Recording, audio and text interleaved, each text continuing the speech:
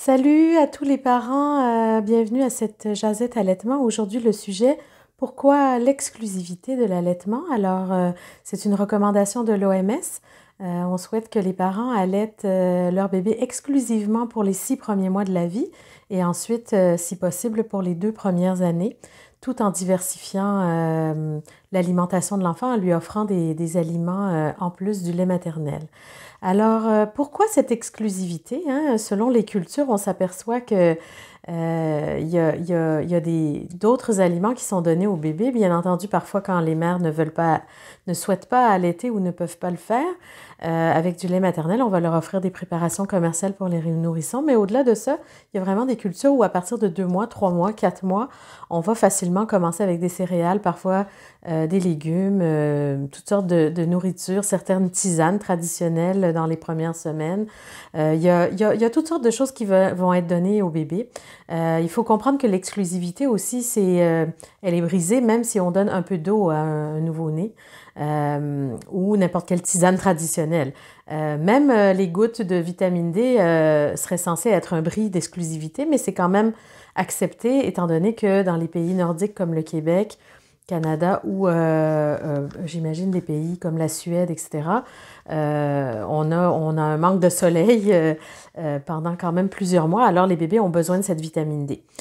Sauf que c'est ça.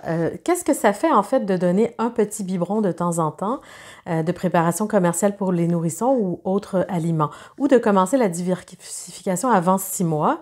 Il y a beaucoup de gens qui vont vous répondre que leurs bébés sont en bonne santé même s'ils ont bu de la formule, et puis que même si les bébés avaient faim, ils dormaient pas bien, donc à 2 mois, à 3 mois, à 4 mois, on leur a donné un peu de céréales et tout à coup ils ont mieux dormi, ou alors ils avaient faim, donc ça les a satisfaits ou rassasiés, c'est-à-dire. Oui, dans les faits, parfois, c'est comme ça qu'on peut interpréter le comportement du bébé, mais ça ne veut pas dire que c'est forcément bon pour la santé. Alors, comprendre pourquoi, c'est sûr qu'en 5 minutes, je ne vais pas vous faire un cours sur le développement du système immunitaire et digestif humain, sauf que c'est important de comprendre que le microbiote du bébé se construit de manière graduelle, c'est-à-dire le bébé vient au monde fonctionnel, certes, mais immature. Et c'est réellement la continuité, si vous voulez, de la physiologie, fait en sorte que le lait maternel correspond exactement, si vous voulez, à la mise en route des systèmes tels qu'ils sont prévus. Donc, le bébé arrive avec un environnement immature, par exemple un système immunitaire complètement vierge, qui n'est pas encore créé, parce que dans le ventre de sa mère, pendant la gestation, il y avait réellement déjà un microbiote qui s'installait avec les échanges mère-enfant et l'installation, si vous voulez, des fonctionnalités du système digestif.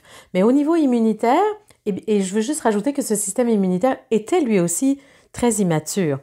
Ensuite, à la naissance, l'accouchement lui-même, donc prévu par la voie basse, à proximité de toute la flore bactérienne de sa maman, va permettre au bébé déjà d'acquérir une première base, et ensuite avec le pot à pot, la non-séparation de la mère et de l'enfant dans les premières heures et l'installation, si vous voulez, de toutes sortes de microbes et de ce microbiote, le bébé finalement va démarrer l'installation du système immunitaire. Donc moi, je compare ça aux ordinateurs. C'est vraiment comme le système de base de gestion, comme Windows, il est là. C'est juste que pour que les applications fonctionnent, il faut des exécutifs, il faut, vous voyez, il faut des routeurs, il faut des applications aussi qui roulent. Donc pour ça, parfois, il nous faut des plugins. J'ai même pas les mots en français, mais vous voyez, dans un ordinateur, ça fonctionne pas juste parce que l'ordinateur a un disque dur fonctionnel.